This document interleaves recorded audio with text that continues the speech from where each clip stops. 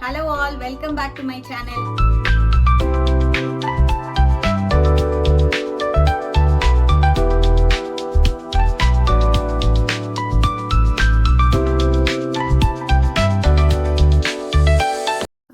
மிளகா கிள்ளி சாம்பாரும் ஃபிஷ் ஃப்ரையும் பண்ணலான்னு இருக்கேன். So let's get in to the video. சாம்பாருக்கு பார்த்தீங்கன்னா மிளகா கிள்ளி சாம்பார் எங்கள் வீட்டில் யூஸ்வலி செய்வோம். ஸோ இதுக்கு தேவையானது பொங்கல் பருப்பு, தேவையான அளவு பொங்கல் பருப்பு போட்டாச்சு. ஃபஸ்ட்டு இதை லைட்டாக ஒரு வறுத்து எடுத்துக்கலாம், அதுக்கப்புறம் தான் சாம்பார் செய்ய போகிறோம். பருப்பு க்ளீனாக இருக்குது. இதுக்கப்புறம் நம்ம ஊற வைக்கும் போது அலசிட்டு ஊற வச்சுருவோம், அவ்வளோதான். நம்ம ஊற வச்சுருக்க பருப்பை அப்படியே ஆட் பண்ணிக்கலாம் குக்கரில். ரொம்ப விசில் விட்டு குழைய விடக்கூடாது, சும்மா லைட்டாக ஒரு 2 விசில் விட்டு ஆஃப் பண்ணிடலாம். ஏன்னா ரொம்ப குழஞ்சிருச்சுன்னா கொலன்னு இருக்கும் இந்த பருப்பு. ஸோ அவ்வளோதான். இதில் லைட்டாக மஞ்சத்தூள், உப்பு லைட்டாக போட்டுட்டு கொஞ்சம் தான் உப்பு ஆட் பண்ணுறேன், நாட் மச். நான் திரும்ப நம்ம கல் உப்பு கொஞ்சம் ஆட் பண்ணிக்கிறேன். கொஞ்சோண்டு மஞ்சத்தூள் போட்டு ஒரு 2 விசில் இறக்கினதுக்கப்புறம் தாளிச்சிடலாம், அவ்வளோதான். தண்ணி ரொம்ப வைக்கல, கரெக்டாக கொஞ்சம் தான் வச்சுருக்கேன், அவ்வளோதான்.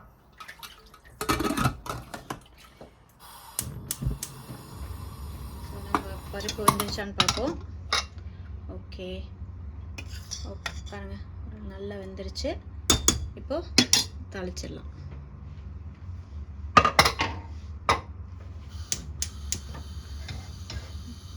ஸோ இப்போ நம்ம சாம்பாரை தாளிச்சிடலாம், அவ்வளோதான்.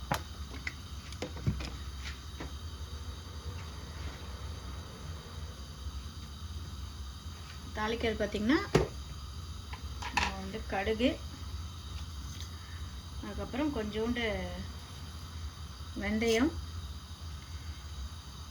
சீரகம், காஞ்ச மிளகாய், சும்மா ஒரே ஒரு காஞ்ச மிளகாய் கிள்ளி போட்டால் தாளிச்சிடலாம், அவ்வளோதான்.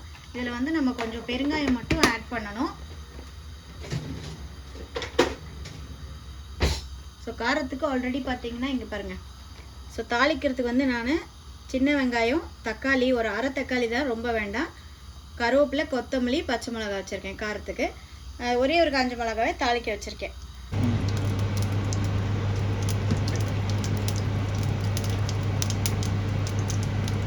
ஸோ அவ்வளோதாங்க, கடுகு பொரிஞ்சிருச்சு. இப்போ நம்ம பூண்டு, பச்சை மிளகாய், சின்ன வெங்காயம், தக்காளி, அவ்வளோதான், கருவேப்பிலை. ஸோ இப்போ நம்ம இதை ஆட் பண்ணியிருக்கோம், கொஞ்சோண்டு பெருங்காயம்,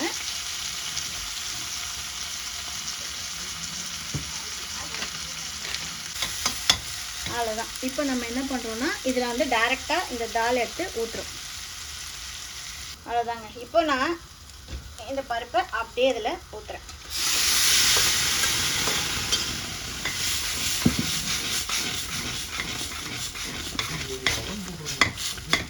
ஸோ கொஞ்சோண்டு தண்ணி ஆட் பண்ணிக்கலாம், ரொம்ப திக்காக இருக்கு.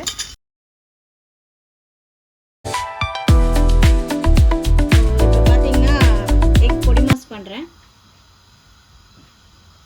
எக் பொடி மாஸ்க்கு கொஞ்சம் ஆயில்,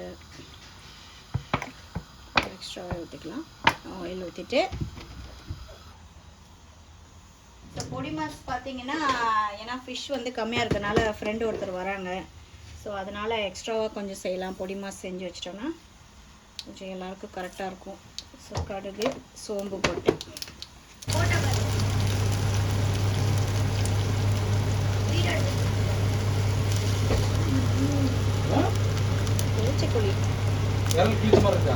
திரிச்ச மாதிரில கருப்பாக இருக்குது, திரிச்ச மாதிரி.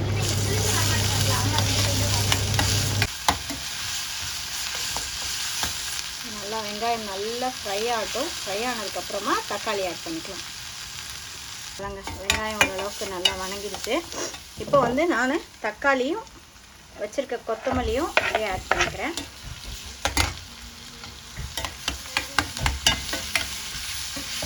தக்காளி நல்லா கொஞ்சம் நல்லா வதங்கினதுக்கப்புறமா மசாலா அதில் ஆட் பண்ணிக்கிறேன். ஸோ சிம்பிள் மசாலாஸ் என்னென்னு பார்த்தீங்கன்னா, சிம்பிள் மசாலா என்னென்னு பார்த்தீங்கன்னா, மஞ்சத்தூள்,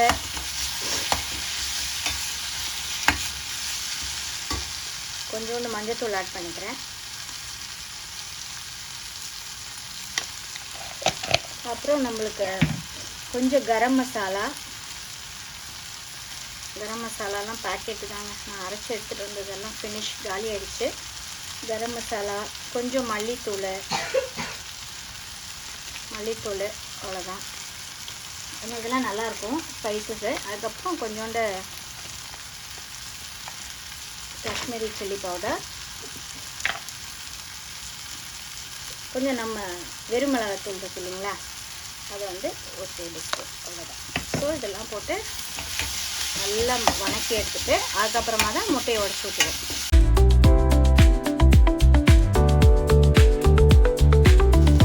பார்த்திங்கன்னா இப்போ ஒரு 5 முட்டை எடுத்துருக்கேன், உடச்சிடலாம்.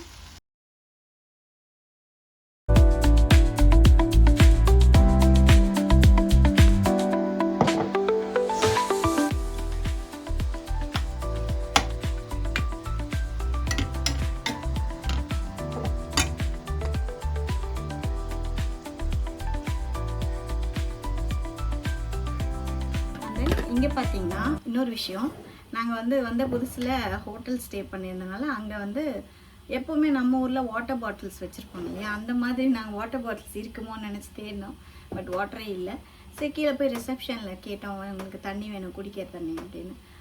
ரூம்லே தான் இருக்குது, போய் குடிங்கன்னாங்க. ரூமில் போய் பார்த்தா வாட்டர் பாட்டில்ஸ் இல்லை, எதை சொல்கிறாங்கன்னு தெரியல. அப்புறம் கால் பண்ணி கேட்டால் இங்கே வந்து யூஸ்வலி வந்து எல்லாருமே Thames water, so recycled water தான் அது இங்கே லண்டன் ஃபுல்லாக. ஸோ அந்த தண்ணி தான் குடிக்கணும், இங்கே டேப் வாட்டர் தான் குடிக்கணும். நாங்கள் டேப்பு பார்த்திங்கன்னா பாத்ரூமில் தான் இருக்குது டேப்பு, வேறு எங்கேயும் கிடையாது.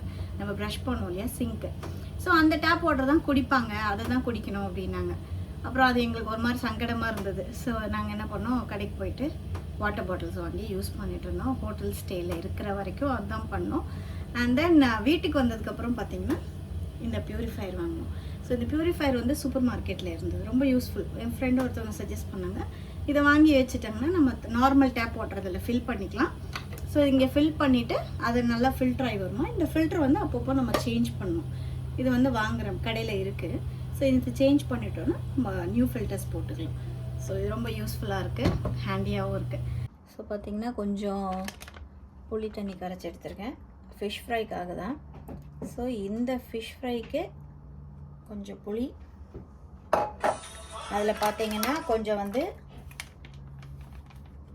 காஷ்மீரி சில்லி, கொஞ்சம் ரொம்ப இல்லை ஃபிஷ்ஷு, ஜஸ்ட் ஒரு 6 பீஸ் தான் இருக்குது. ஸோ அதுக்கான ஃபிஷ் ஃப்ரை மசாலா, கொஞ்சம் ரெட் சில்லி, கொஞ்சம் மல்லித்தூள், கொரியாண்டர், அண்ட் தென் கொஞ்சம் சால்ட்டு, கொஞ்சோண்டு மஞ்சத்தூள், அப்புறம் காரம் மிளகாய்த்தூள், வெறும் மிளகாய்த்தூள் ஆல்ரெடி வீட்டில் கிரவுண்ட் பண்ண அரைச்சது தான். ஸோ மஞ்சத்தூள் அண்ட் வெறும் மிளகாய்த்தூள் கொஞ்சம் கொஞ்சம் ஆட் பண்ணிக்கிறேன். ஸோ இது வந்து ஃபிஷ் ஃப்ரைக்காக தான் கொஞ்சோண்டு. ஸோ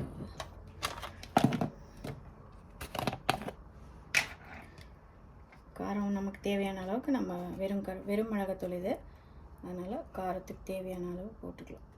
ஏன்னா புளி இருக்கனால எப்படியும் அதை பேலன்ஸ் பண்ணிவிடும். ஸோ புளி ரொம்ப புளிப்பு, என்னது பழைய புளி, ஸோ ரொம்ப புளிப்பாக தான் இருக்கும், அவ்வளோதாங்க. ஸோ பார்த்திங்கன்னா இப்போ நல்லா மிக்ஸ் பண்ணிடுறேன். மிக்ஸ் பண்ணிவிட்டு உப்பு காரம் பார்த்துட்டு நான் தேவைன்னா உப்போ காரமாக கொஞ்சம் எக்ஸ்ட்ராவாக ஆட் பண்ணிக்கிறேன், அவ்வளோதான். ஒரு பேஸ்ட் மாதிரி அடிச்சு பாருங்கள், வெரி சிம்பிள்.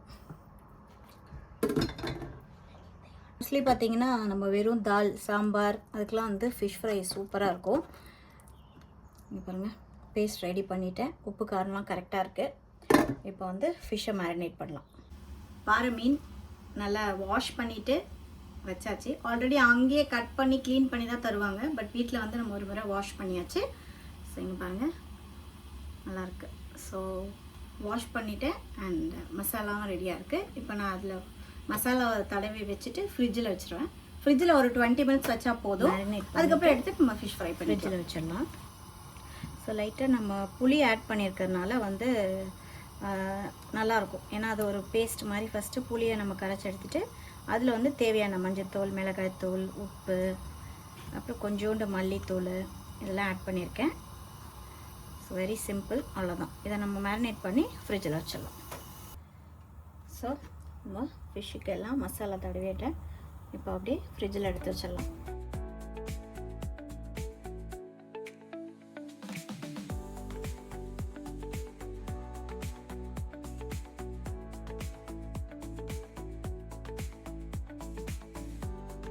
ஃப்ரை பண்ணி எடுத்துட்டேன். ஃப்ரெண்டு வந்துட்டாங்க. ஸோ நாங்கள் எல்லாம் ஒன்றா எங்களோட சாட்டர்டே லஞ்சு சாப்பிட போகிறோம் வித் மிளகா கிள்ளி சாம்பாரும், ஃபிஷ் ஃப்ரை அண்ட் எக் பொடி மாஸ்.